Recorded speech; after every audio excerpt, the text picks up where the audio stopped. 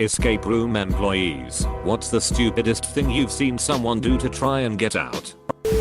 This was our group. We were having trouble with the last puzzle, to get out which involved pressing multiple buttons. We couldn't figure out the sequences and finally asked for a hint. The employee just said all together, so now instead of pushing all the buttons at the same time, we all put our hands on the door knob, assuming the power of friendship was what was needed to get out. The employee just went no the buttons, cue helpless embarrassed laughter for the next half hour. Not an employee, but an employee probably thought we were dumb as hell. My husband, his brother, his brother's wife and I went into an escape room not long before closing to see if they had time for us. She said sure, but could only offer one room. Candyland. My husband and his brother are good at puzzles. My sister-in-law and I are not. However, neither my husband nor my brother could figure out many of the challenges. Despite giving us lots of extra help and some extra time, the employee ended up coming in to show us how to get out. She joked, "What are you guys, colorblind?" We went silent. My husband, his brother and I are all colorblind. His brother and I are on the same spectrum, while my husband is a totally different type, which explains why the brother and I kept arguing with my husband about different challenges. Turns out the whole escape room was based on ducking colors. Something my group did. The scenario of the room was we were captured, and they had us all handcuffed to a cot in the room. We could move around a little bit with the chain attached to the cuffs, and since it was a small room with a light on the desk, we could grab most of the puzzles and bring it to the cot. We solved a lot of the puzzles, still not finding the key to the cuffs to get free. With only a small desk lamp for light, it was hard to see most of the writing, but we made do and continued to solve things. About 20 minutes of solving things still cuffed to the cot, the GM sends us a message saying, "You know you can turn on the lights." Next to the door was a light switch, and after turning on the room lights on the black wall right next to us was a black key hanging on a nail. The key to the cuffs. We escaped the room shortly after that. One of the benefits of going to new escape rooms is listening to the opening spiel about what you can't do in the room. I think my first ever escape room, the operator specifically told us we couldn't pull off the electrical outlet covers. I figured someone had been watching too much Breaking Bad. The room had electronic components, so there were electric wires that were tied down but looped around the room. One Friday night, someone tried licking them, just in case. There is a note in one of our rooms that specifies that teams can't put anything electrical on a hook.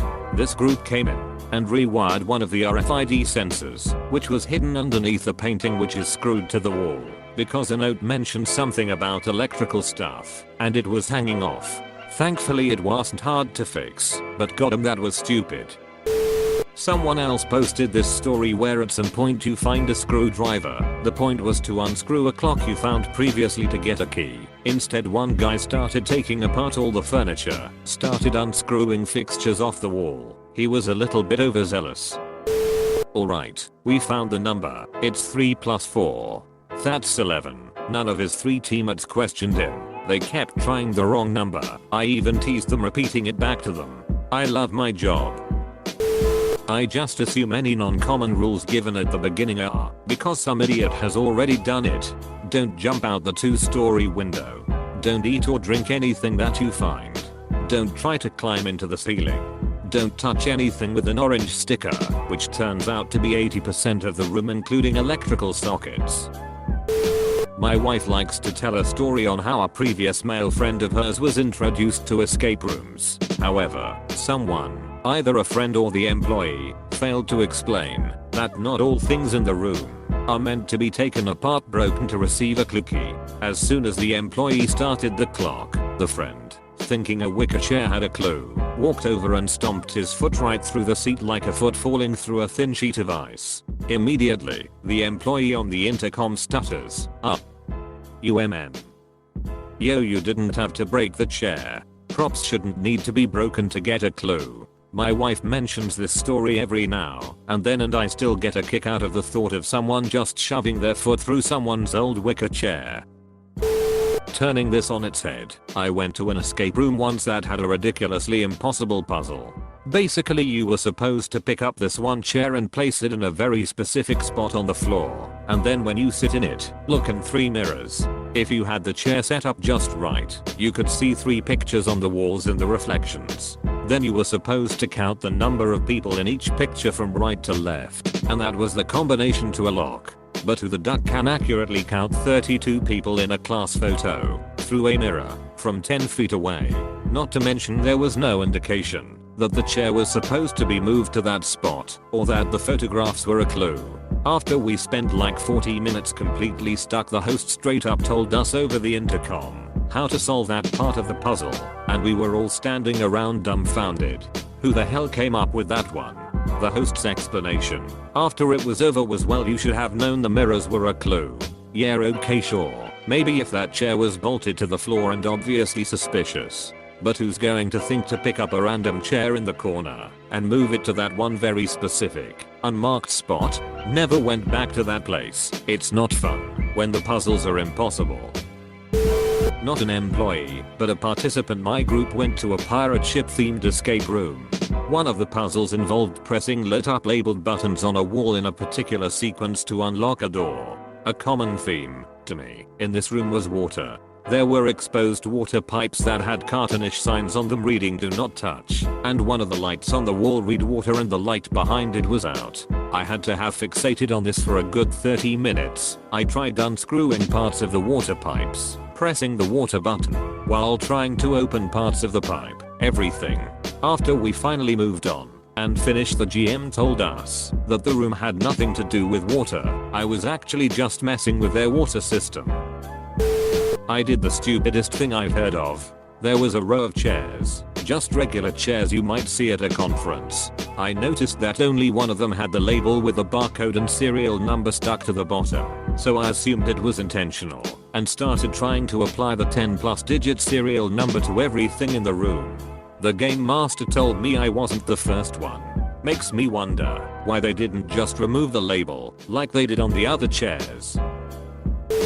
Some dude tried to jam a small iron bar into an electrical socket. Not sure if he was trying to escape the room or life in general. My colleague managed to get to the main electrical switch before the idiot could electrocute himself. We have some windows in our rooms with obvious labels saying, "Please don't open window." But when we get the drunks, yes, at least once a month we'll get one drunk person who ignores the label and tries climbing out the window. An employee of an escape room told me this one. The room was in English, but one of the guys was Italian, and for some unknown reason couldn't communicate that he wanted to go to the toilet beforehand. So they go into the room. There is a bucket there that is supposed to be used as a clue, but this madman waits while the lights are still off, horror-based room, and pees in the bucket. And because the bucket was in a camera dead zone and there was a sponge in it, they found out after the room was over. Not an employee, but I once tried to use a magnetized tool behind the camera they were using to watch me, because I thought there was a key there. Even the game maker was confused. Did one with friends before, where you start in a small room and gradually oven the other rooms. The first room you assemble a doorknob to get out. Later a few of us went back in to put a backlight we found around the room 4 numbers. The door closed behind us, and we realized one of us dismantled the doorknob and took it out of the room to check for other hidden doors. Calling the guy on the walkie-talkie to explain we were trapped was a little confusing. He said that's the point. He came up and dismantled the lock. We were the first people to get trapped this way. I'm not an employee, but my friend is. One timer he was complaining that guy pulled his pants down and screamed, "Let me out of here or it'll come on everything." Haven't been to an escape room since. I'm not an employee, but I was told this by one once. There's a haunted cabin themed room, and one of the decorations is a creepy baby doll, which serves no functional purpose in the room. There's one part towards the end where you need to perform a ritual, and the employee said that people tie the doll to a hanging string in the room and swing it around to sacrifice it. Apparently they also chant and hold the fake plastic candle decorations as the doll swings around. Haha. This was me. There was a mop you were supposed to use to swipe over a wall that needed to be cleaned. The mop had a magnet in it, and released a latch in the wall. However, on that same wall was a section of random stenciled lettering, like a supply crate kind of. Stupid me thought the puzzle was that you were supposed to wash away some of the lettering, made of water-soluble paint, and certain letters would stay and reveal a code. I kept mopping the sheet out of that wall and scratched it to hell for several minutes before an employee had to point out that I'd already undone the latch. Posted this in an older thread. I worked in an escape game that ran out of a historic castle-esque landmark in Toronto. Because we were set up in a tourist attraction, there was some stuff in the room that we couldn't get rid of that needed to be there. Light switches, fire alarms, etc. Close bracket. So what we did is we just put stickers on everything that wasn't part of the game. The stickers were bright red and depicted a hand with a cross through it, i.e. do not touch. We would always give players a short spiel in the lobby at the start, where we would tell them the rules, and every time we would show them the sticker and say, if you see this, it means the thing is not part of the game, but rather a real functioning thing. It will not do anything in the game. Please do not touch. We never had a problem with it until one day.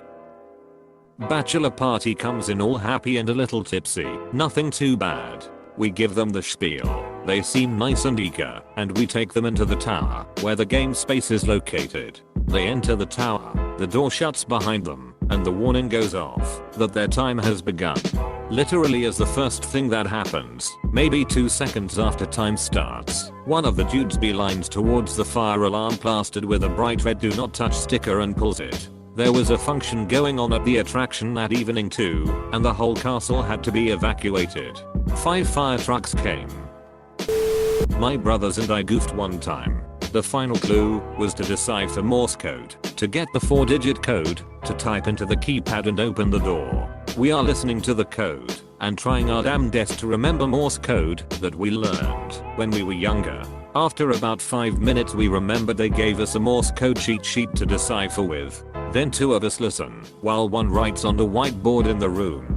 The first 4 codes are the numbers, and then there was some sort of cryptic message. We kept listening over and over trying to figure out what the message was before it hit me. We already had the 4-digit code, so it didn't ducking matter what the message said. Not an employee, but I visited an escape room with some friends and we did the most stupid thing ever, wasting several minutes of our precious time. The room was Indiana Jones themed, and we were looking for the Holy Grail in an abandoned mine. There were cameras everywhere, so the staff could watch us and give us hints through several displays mounted on the walls when we asked for them. We solved like 23 of the adventure when we had to find a couple of working tools and gear, pickaxe, shovel, working boots, etc. to use them to activate a mechanism of some sorts. When we did that, a hidden door suddenly opened, and we could finally enter the last room, where the Holy Grail was, in plain sight right in the middle of it. The only problem was that between the mine and that hidden room was a small passage you had to go through, which was quite dark. We noticed spikes sticking out of the wall, with a skull being pierced through on one of them. Everything before felt a bit too easy, and we were sure this was a booby trap that would activate once we entered that passage, to eliminate us, so that the journey would have failed. No one of us dared to even step inside that passage with 1 foot, so we searched for another solution, when someone suggested that we use the tools from before to activate that booby trap from a safe distance. Next thing you know, the staff had to watch 4 idiots fiddling around with pickaxes, throwing boots into the passage to activate that damn trap. After a couple of minutes the screens lit up and showed a message. Guys, it's just a prop. Thinking back always gets a good laugh out of us. In hindsight it's totally ridiculous for there to be a trap that eliminates you from the game when you paid for the whole thing, but in that moment we chose to believe it to be that way and we never even considered any other possibility. On the flip side, this reminded me of the stupidest puzzle I ever did. The theme of the room was to make as much money as possible by stealing fake cash, gold, sports memorabilia, etc. before you escape the room. At one point there was a huge fake diamond raised on a stand in a clear plastic box with small holes in the side and a larger hole at the top. Earlier in the puzzle there was a box we unlocked that contained sticks. The idea was to put the sticks through the small holes and use them to carefully lift the diamond out of the box through the hole at the top. If you dropped it, you wouldn't be able to pick it up again. I just reached through the hole in the top and grabbed the diamond by hand. The hole was way too big and the box way too short. One of my buddies got mad saying I was cheating. I defaulted back to my 6th grade math teacher's motto, work smarter, not harder. Escape room employee here. The owner of our competitors came in and did our most difficult room. We warned him that it was a tough one, but he just shrugged us off with "I'm good with these." Well, when the time was up, we went into the room and noticed that every single padlock and combination lock was off. Weirdly, the easier puzzles were left unsolved. When asked about it, he complained that this room was too difficult and that he had picked the locks, which of course in our rooms messes up the order of the puzzles. He then complained to management about the room. We just shook our heads and wondered how they handled things at his escape room.